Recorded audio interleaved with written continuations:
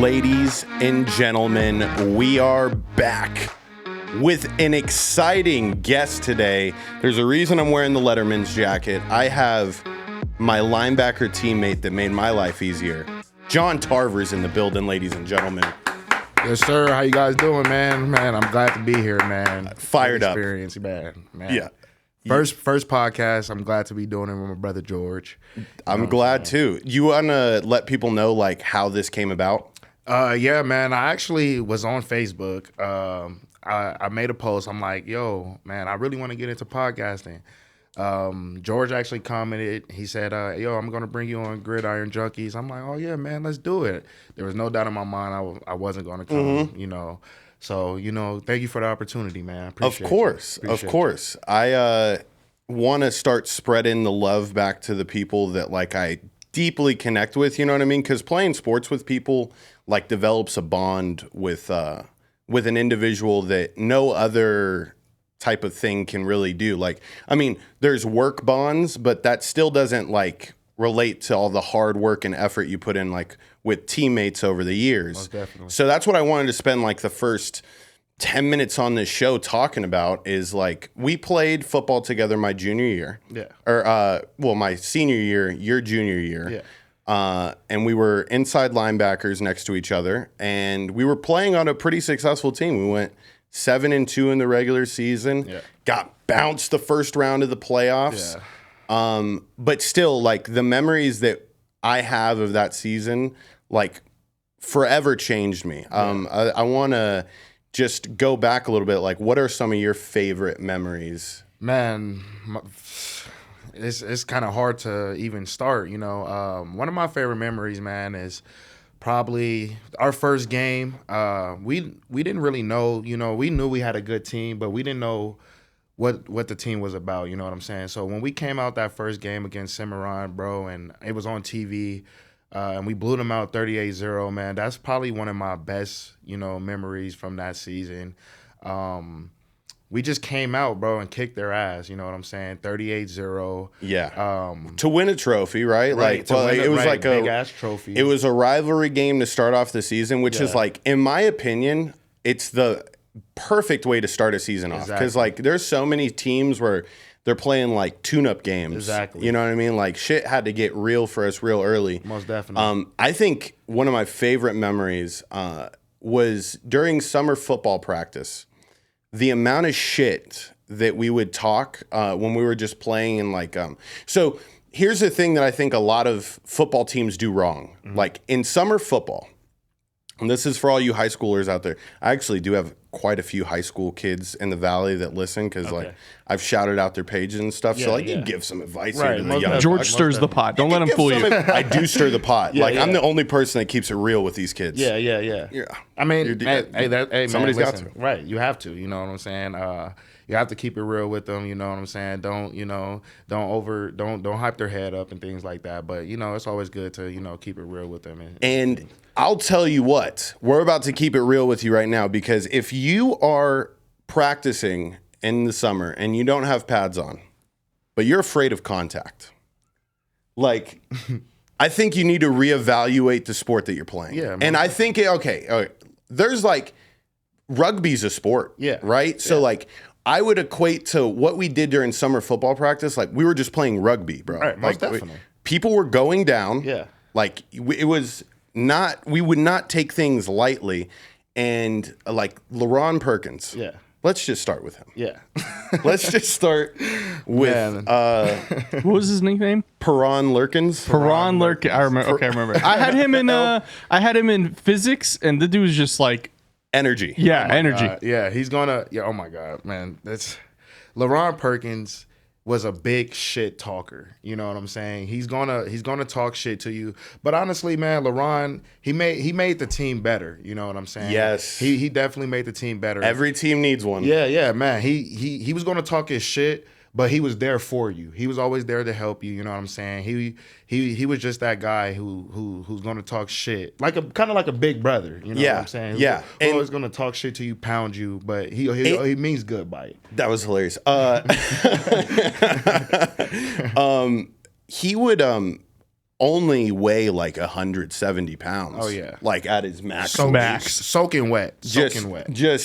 But he was very athletic, and I think that was the cool part about playing at Cheyenne is because like it's an inner city school, dude. Right, like right. you know, North Las Vegas.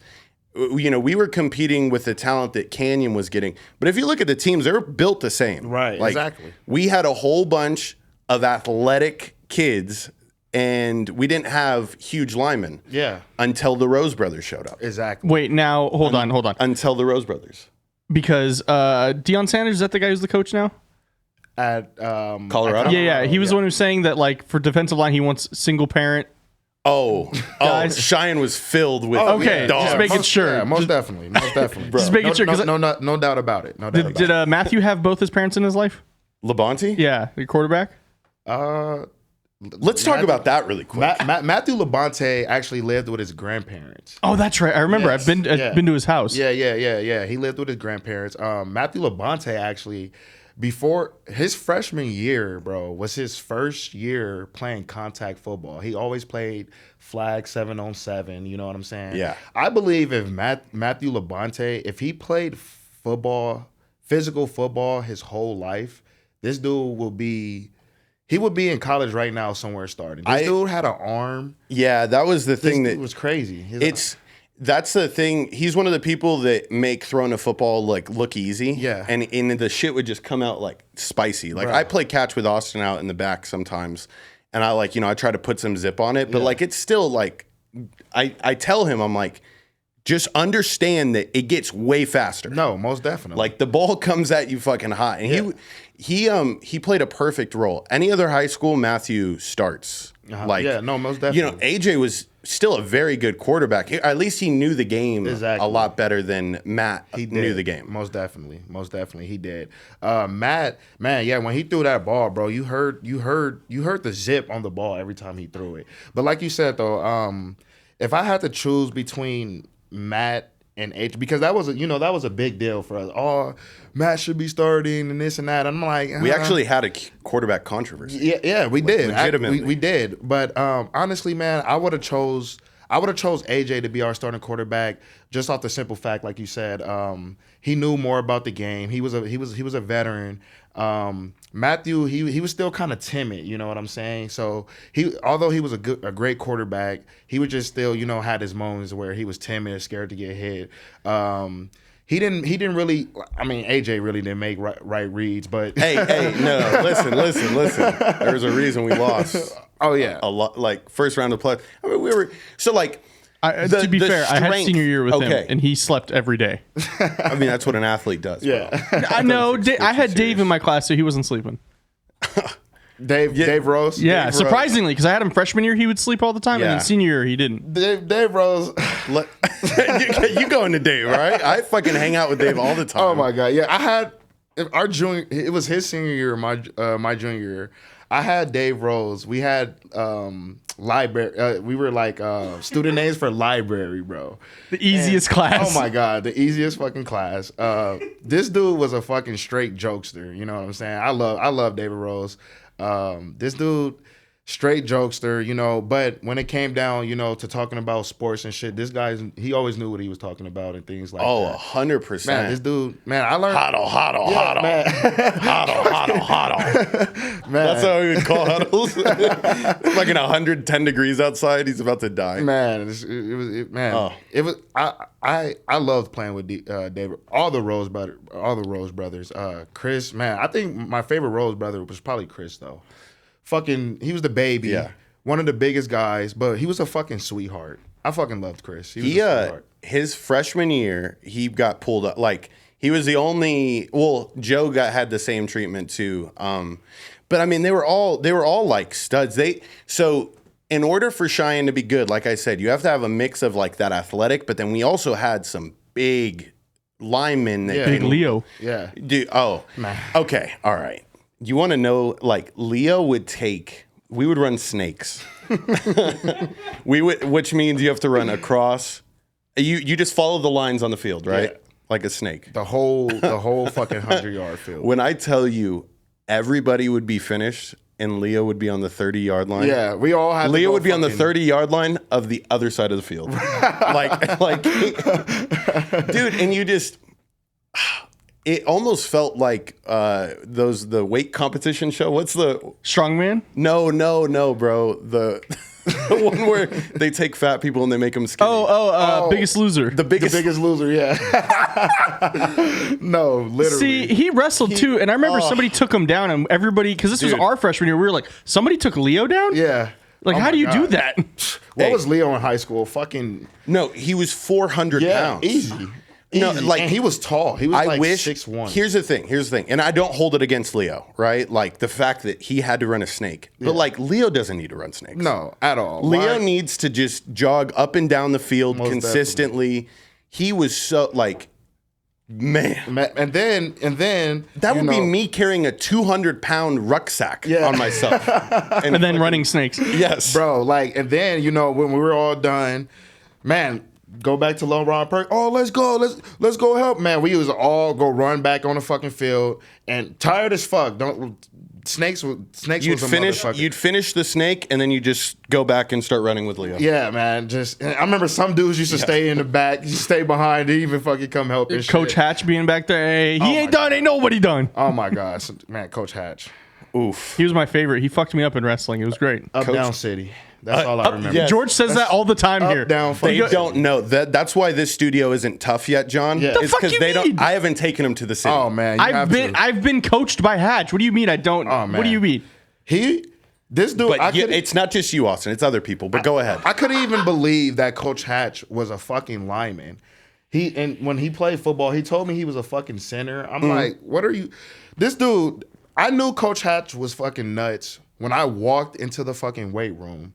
This motherfucker had about 4 plates on the bar, red as fuck, bro. When we squatted, bro, we had to squat all the way. You remember? Ass to the grass. Ass to the grass. This motherfucker's in there, bars damn near bent on his back.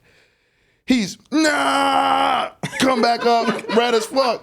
Can you lift that, motherfucker? What? Motherfucker, you're barely lifting this shit. Where are you? Red as fuck. Him and Coach Mike. I'm like, you guys are motherfucking crazy. Dude. See, he busted my lip open my freshman year at practice. Yeah. At wrestling practice, he fucked my shit up. Yeah, wrestling. He was also like 100 pounds on me. Wrestling Hatch was different too. Oh, yeah. But no, there was a moment in time, and now that I think about it, John, because I mean, we weren't in the right mindset. Yeah. They were fucking shooting up testosterone. Oh, yeah. There's no way that Hatch and Coach Mike weren't just, they probably were sharing a needle. Bro, there's no doubt in my mind that they weren't, bro. These motherfuckers, listen.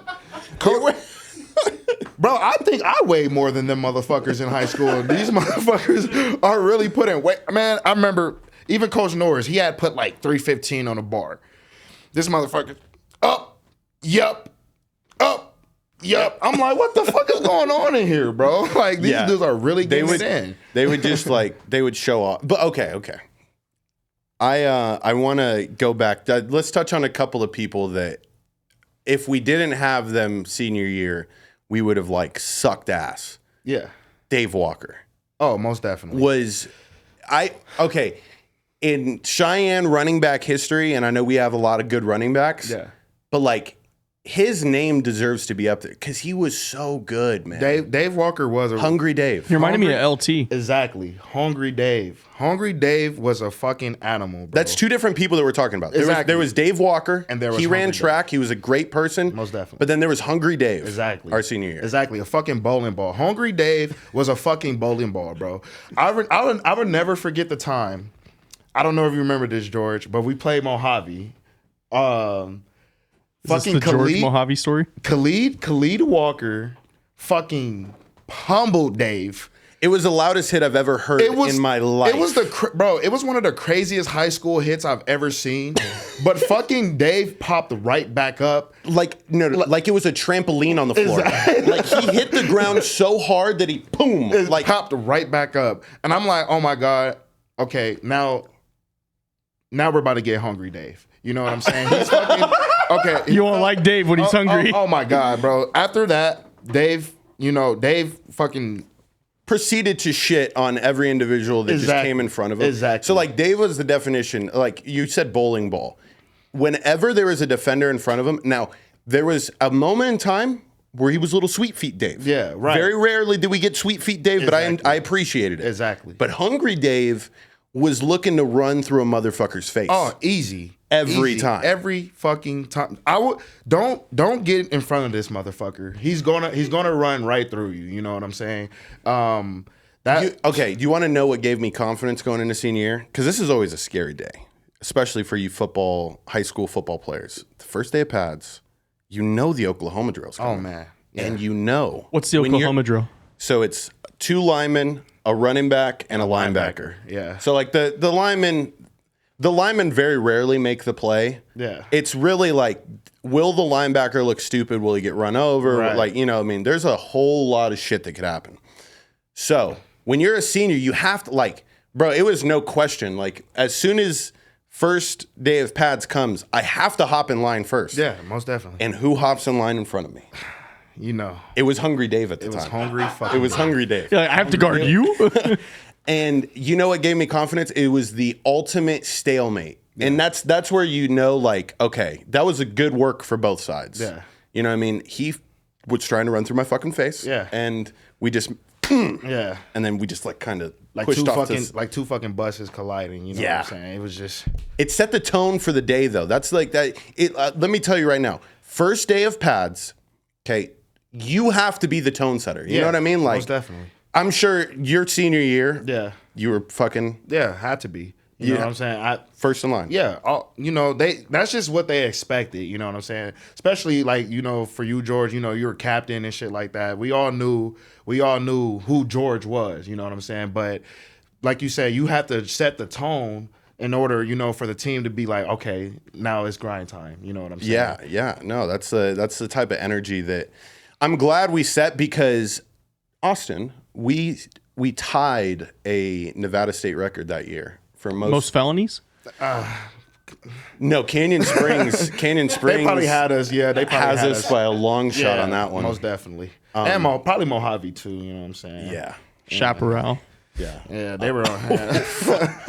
And then there was Western. Oh man! Oh, don't say that. That's where my girlfriend went, and I was when you guys blew them out. I was like, "Damn, your team." So I don't go there no more. When we blew them out, when everybody blew yeah, I don't ever remember Western being fucking good. Not.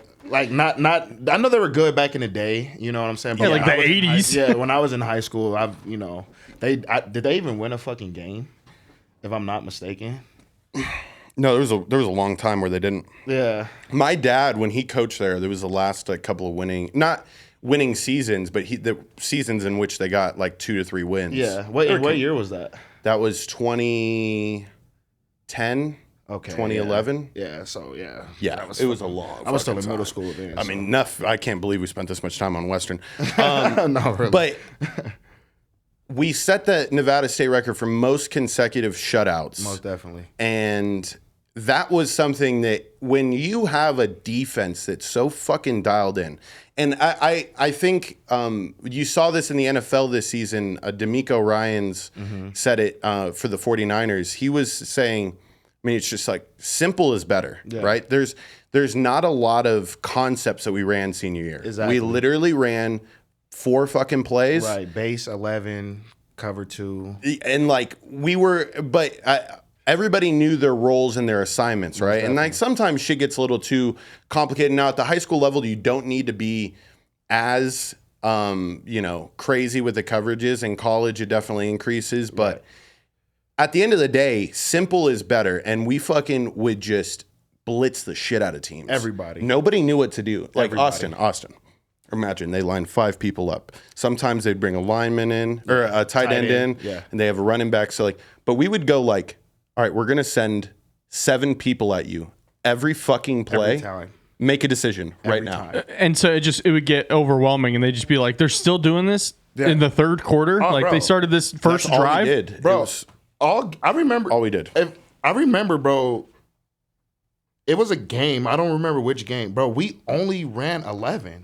It was to the point where we didn't have to huddle. We didn't have to look to the side. No, we knew we were going to send 2. So 11 means John and I were just flying through to go kill the quarterback. Right. In theory, one of us is coming unblocked. Yeah, most definitely. Like They can't block everybody. No. And then me and George, for our size, bro, we were pretty fucking fast. You know what I'm saying? We were pretty fucking fast linebackers. So it was like he said, one of us is going free. One of us is definitely getting to the quarterback, and we're going to hit him in the mouth every single time.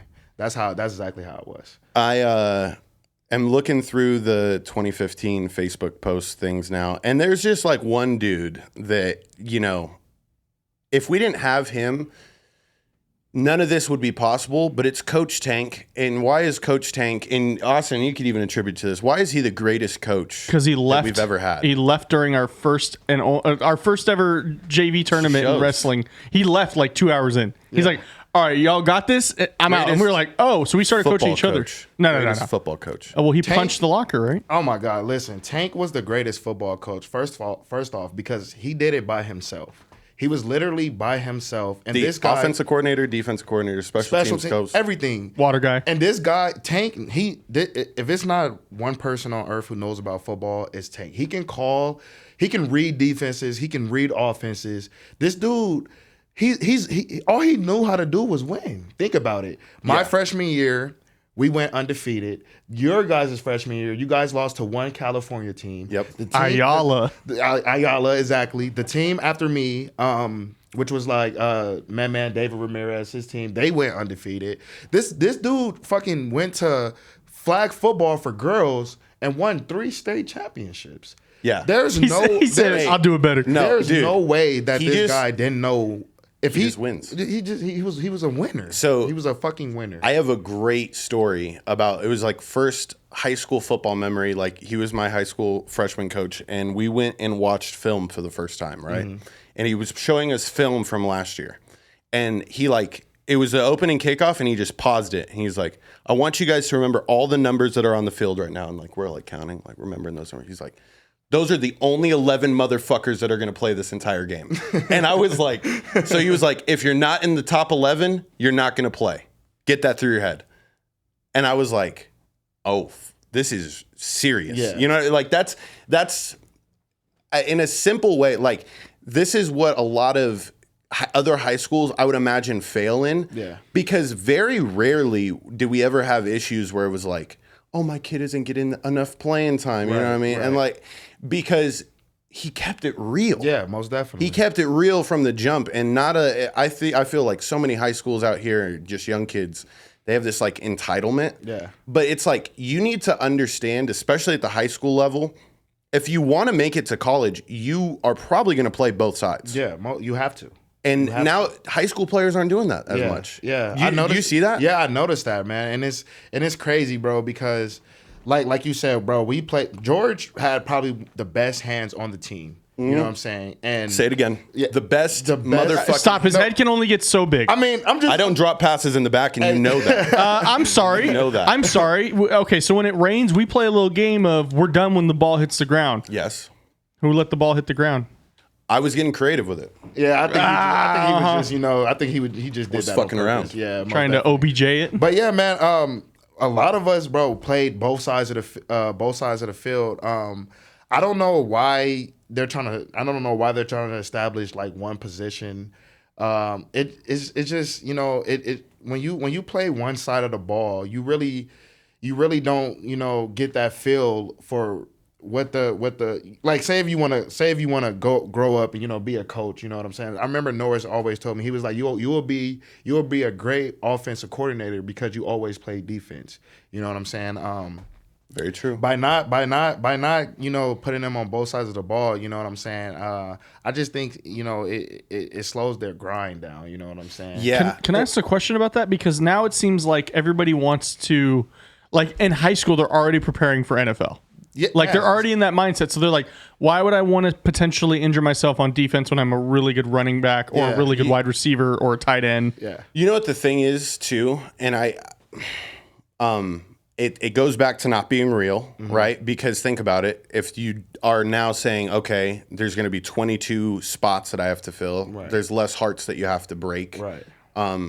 But I think it's like you don't want to burn the kids out. But I say it's just, dude, every football player understands how difficult it is to make it to the NFL. Like, it's stated very clearly when you start in flag football and you start watching it and you're like, damn, well, there's really only 1,000 people in the NFL. Yeah. You know what I mean? So you understand that your time is finite. Yeah. So why not just ball out? Right. Exactly. You know what I mean? Like, exactly. it would irk me if a coach was to tell me, like, I can only play one side. I was like, what? And here's another thing.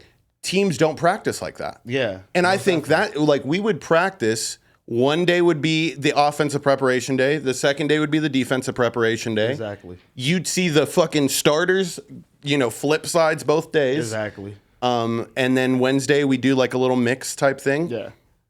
But nowadays it's like, okay, we have a split practice. Right. Defense is going to go over here. Offense is going to go over exactly, here. We're going to do a whole bunch of individual stuff. But I'm like, yeah. A lot of teams aren't going live anymore too. Yeah. No. Fucking weak shit. I'm like, put the pads on, bro. No, really. Go tackle. It's a coach thing. Every day, go tackle. Yeah. So like I was telling you, our senior, my senior year when we played against Chaparral, Green, he played both sides of the ball. He was beasting on offense, but he was tired on defense. And that's not, and I'm not saying like, he should have just played one side of the ball, but we should have had those backups. When at Cheyenne, the backup players, they were so comfortable being on the sideline. When it was time to come in, their hearts wasn't there. You know what I'm saying? So it's not like we didn't have the backups. It's just in at that time, Green was the only one that could, was the best player for that position at the time. You know what I'm saying? But like I said, that gave him the grind, to keep going out throughout the game. Even though he was tired, you know what I'm saying? It still gave him the grind. Like, all right, bet I'm finna do this for my team.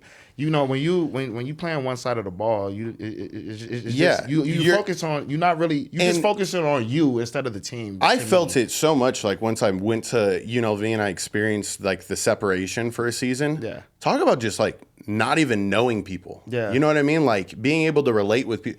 There's a lot of like team camaraderie that happens when everybody's working on something at the same time. Yeah. And you don't have, like in high school, the practices are short. You don't got a lot of time. Yeah. And, but going back to your case, dude, Green was just a stud, right? So definitely. It's like, even if he's tired, we're riding with that. Yeah. Because he has worked his ass off for that moment. You know what I mean? And if Most you were going to rob him of potentially a great moment, then that's where I'm like, Green would have taken himself out if he really couldn't have if he couldn't have gone. You know what I mean? Most definitely. So like that's the type of give and take that we experience as players and putting in a long work through a season. But we've reminisced plenty, and there's plenty of NFL things to go over, and we'll touch on a little bit of college football at the end. Yes. So if you're just tuning in now, this isn't just the fucking high school reunion podcast. But I'm going to start off with this because yesterday I saw Cam Newton at his pro day, or at Auburn's pro day. Yeah. He threw 33 passes, to one of them being to his brother who plays for Auburn. Right. Will Cam Newton ever play in the NFL again? Man, this Cam Newton, I think it's a strong possibility that he can play in the NFL again. Now, will he? That's the real question. Cam's 33 years old. At a point in time, he was one of the best quarterbacks in the league. He made a statement saying, "I know 32 motherfuckers aren't better than me," and I'm like, I think 32 motherfuckers are better than you. I literally saw the meme this morning, and it was all of the other quarterbacks, and then they put Cam Newton under them. now 64. Right. It's kind of pushing it. I think that Cam can go somewhere and be a backup quarterback right now today. But far as starting in an NFL, I don't really think, that he has that in him still. Not saying because of his age. It's just, when we see him on the Patriots, when Cam came back after his injury, they were really running him wildcat formations and things like that. He wasn't really, passing the ball. And if he was, his complete, we seen what he did. You know, he wasn't really, you know, completing the ball. He was throwing interceptions and things like that. But, you know, you know, nobody ever really comes back and be the exact same after an injury. Correct. So, and he's been through a lot, right? Yeah, and definitely. But like to me, there's a lot of teams where he like fits the scheme automatically, where they don't have to make a lot of like the Giants, right? For example, exactly. To me, yeah. I'm seeing like they run a lot of that RPO style offense. Daniel Jones and Cam Newton, I feel, have similar prototypes. So it's like you need to find a spot in which you fill the system fully. And when he went to the Patriots, I mean, you were like, they were so excited with a new toy that they just didn't know how to use it properly. Exactly. And it screwed him. Yeah, exactly. Like, for instance, that game when he played with us, I think it was against the Seahawks or something, and it was like overtime. He was doing good the whole fucking game, but the thing is, they knew what we were going to run when you lined up in the Wildcat, right? In the Wildcat. So they everybody knew. Even after they was like, yeah, they was running it. We knew it was coming. Like you said though. I think Cam just didn't fit the Patriots scheme. We had fucking Brady for 20 seasons.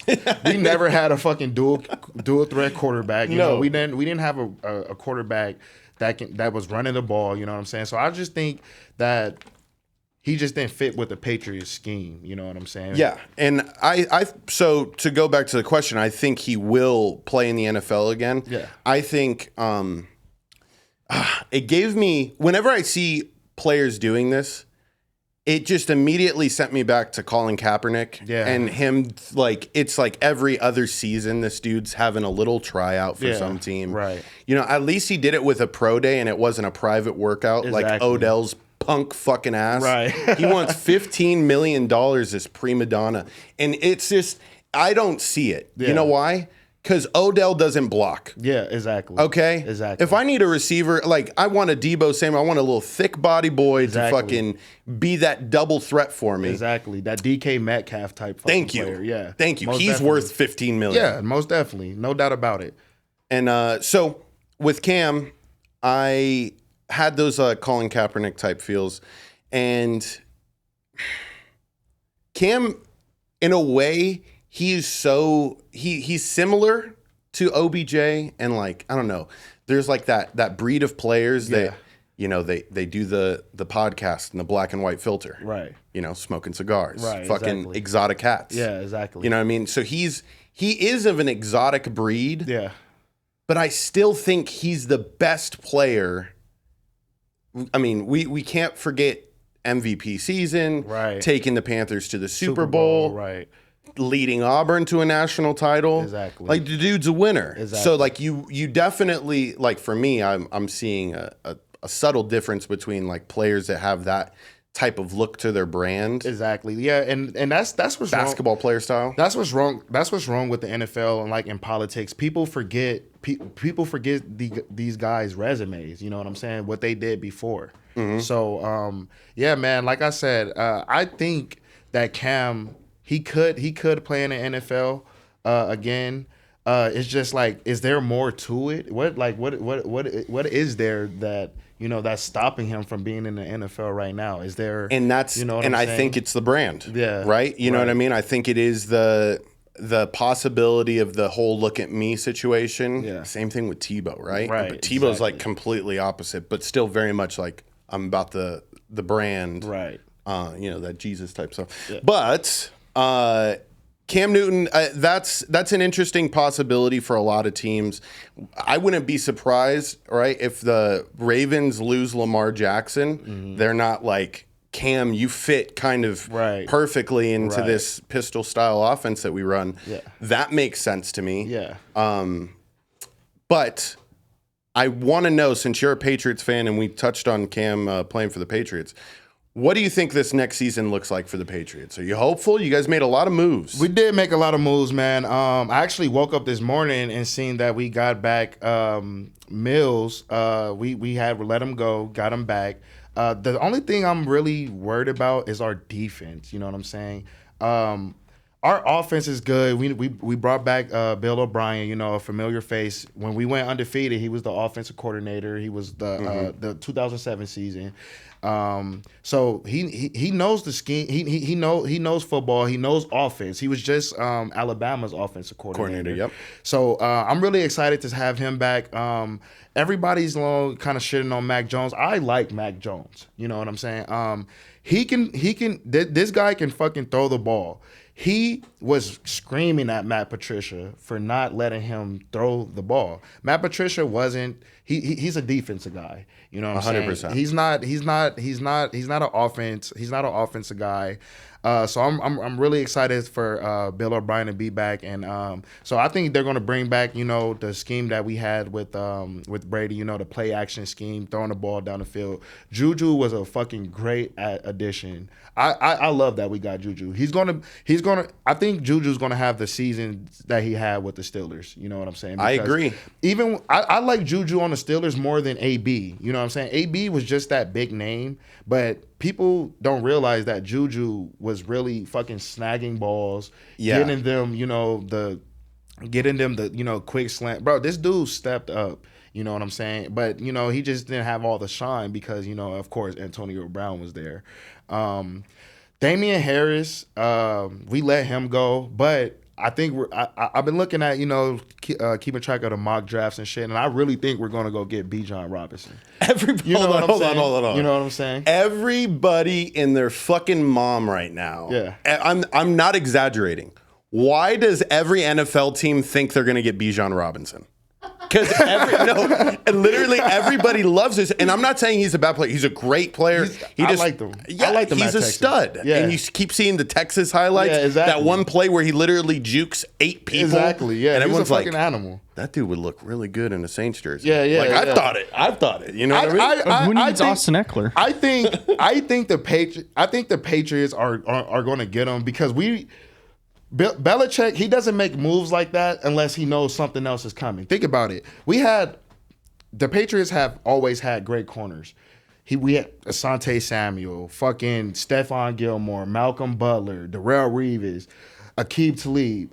But when we trade them and another great corner, J.C. Jackson, another great corner comes about. Just like with the running backs, you know what I'm saying? We got the kid from Oklahoma, Ramondre Stevenson. Yep. Exactly. So I think we traded. You got to think about it. Damian Harris 2 years ago was damn near one of the best running backs in the fucking league.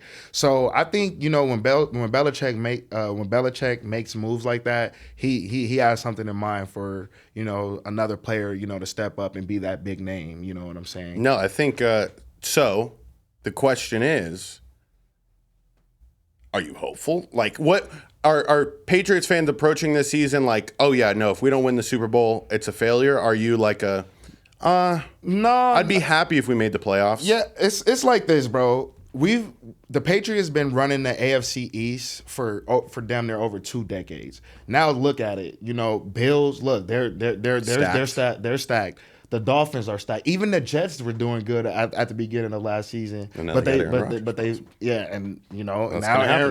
I'm like, fuck, bro. Now the AFC East is just not like, okay, the Patriots are going to dominate this. Now so right now I'm just hopeful. I'm just hopeful that we get the scheme together, and I hope that that we make the playoffs this year. Gotcha. It's still a lot. It's still a lot after losing Brady. You can't just man. Baby side, they love greatest player of all time. That fucking sucked. I almost cried when we lost Brady, but I'm stoked that Brady retired, bro. The Saints can finally Who's gonna kiss their owner now, though? Oh yeah. No. Mac Jones is next up, man. He needs that young blood. He needs Mac Jones's blood. Most definitely.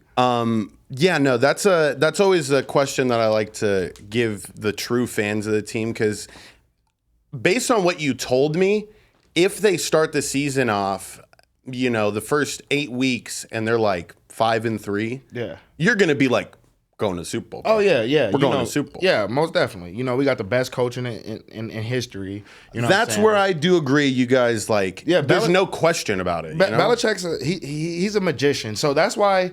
Like when Brady left, it hurt, but I was like, man, we still got this mastermind behind calling the plays, and we're just running the team. He is getting a little older and things like that. You know what I'm saying? He's going to be there for 3 more seasons. You want to know how I know this? How do you know this? Because he wants the all-time win record. Yeah. And he's like 26 or something away. Okay. So I think in 3 seasons he could string together like 8, 10. Yeah, most definitely. Get the all-time wins record. Most definitely. And then I think he'll be like, yeah, I'm the greatest. The thing about I gotta put my sleeves back on. So I'm just hoping that that we can compete in our division, because it's getting tough. You know what I'm saying? Oh, without a doubt. As long as we can compete in our division, as long as we can beat the Bills at least once. The Dolphins. Well, we beat the Dolphins once. We beat the Jets both times. So as long as we can compete in our division, we'll be good. So I'm pleased to hear that. I'm possibly going to be looking at, there's certain teams I want to put a long shot. I already put a future in on the Saints, but I want to put another long shot future bet in. Just a team that I could be excited for. Patriots. You sold me a little bit. Yeah. on the possibility. They bring Cam back, maybe I'm fully bought back in. Yeah. But anyways, John, we've spent the last 50 minutes, 30 minutes of it rambling about high school. We got into NFL a little bit, but I definitely want to have you back on again in the future. How can people find you, and any last words? Yeah. So go ahead. I'm going to actually reactivate my Instagram. Go ahead and follow me at JXSmurf with 2 U's. I thought it was 2 R's, but it's 2 U's. You can find me on Facebook, John Tarver Jr. That's probably mostly the only social medias I have. And man, thank you so much, George. It was a great opportunity. Man, I would definitely love to be back again, especially when the Patriots start playing. Oh yeah, man. Go yeah, 3-13. Oh man, I'm hoping. So John, let's recall the point where you were hopeful in season. All right. Anyways, Gridiron Junkie fans, I am your host, Mr. George Carmona. Gridiron Junkies is coming out every single Wednesday now. I've locked it in for the next 3 months. So stay tuned. We have the NFL draft coming up at the end of April. Where will Lamar go? We're going to find out, right? We're going to be identifying a lot of college football plays and possibly be having on my brother very shortly. He's going to be coming back before he starts spring ball. So we'll get a little college football take with a college football player. Austin, thank you for being the engineer. You provided a lot today. Toss up the logo, run the Lusic. Let's get the fuck out of here.